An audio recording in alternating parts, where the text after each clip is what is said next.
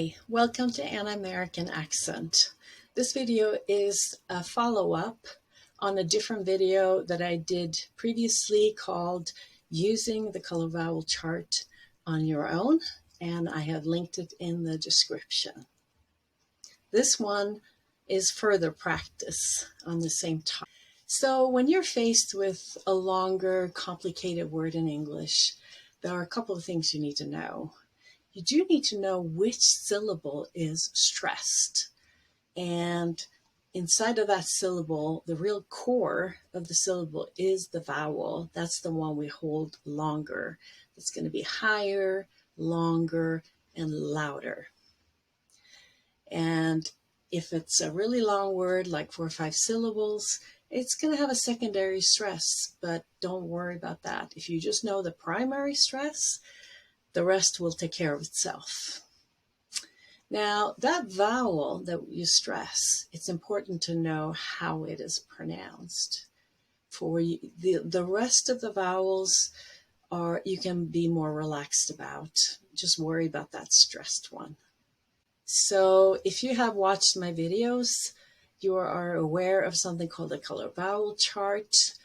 It has different colors to describe vowels because the color itself has the vowel in it. So instead of talking about long E, they call it the green vowel. And it actually works pretty well, even if it might be a little bit confusing in the beginning. If you search Interactive Color Vowel Chart, the website will come up that Taylor and Thompson have created. And there is a chart just like the one you see here, where you can press on each color box to hear how to say it, like E, green tea, E. And that way you can work on it on your own.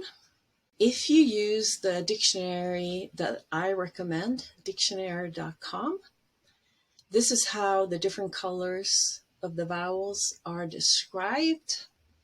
You can use a different dictionary, but use the same one most of the time so that you get familiar with the way that dictionary describes the sounds.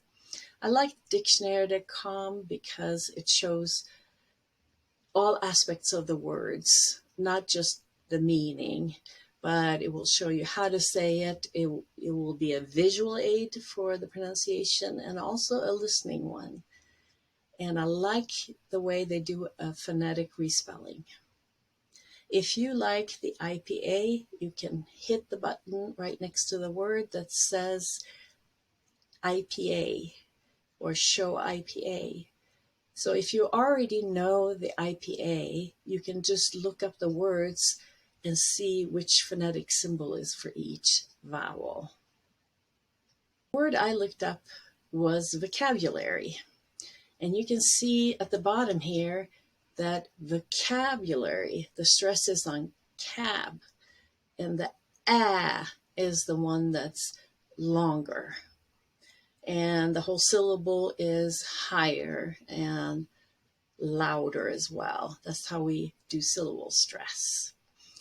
And the way they're showing where the syllable stress is by doing bold. You see the brackets after the word vocabulary. And I find that to be a really easy way to figure out the primary stress. And the most important thing here is that you get the a in cab correctly. It's A as in black. So vocabulary. Now, Y or IE at the end of a word is always green E. The rest, you can kind of go with a little bit of a schwa, and people will still understand you well. It's really vocabulary, but if you say vocabulary, people will understand you really well. And here are a few more words to practice on. See the first one, you look at where it's bold, it says ok. That's where the syllable stress is. And one O is aw, as an olive. antioxidant. And the next one is interesting because when you look at it, it looks like oo as in blue, but ko and or are actually separate syllables. And the stress is on or. So coordinate. Or if it's a verb, coordinate. AWR is the same as in orange. Another example, refrigerator. You see, fridge is stressed. It's going to be high, a little bit longer and louder. Refrigerator. And the last one, but the syllable stress is on tab, metabolism. You can always confirm this by also listening to the word, but I find that the visual is easier to grasp as far as syllable stress. So using the two together is a great thing. Hopefully this is helpful. If you like it, please subscribe and share. Thank you. See you next time.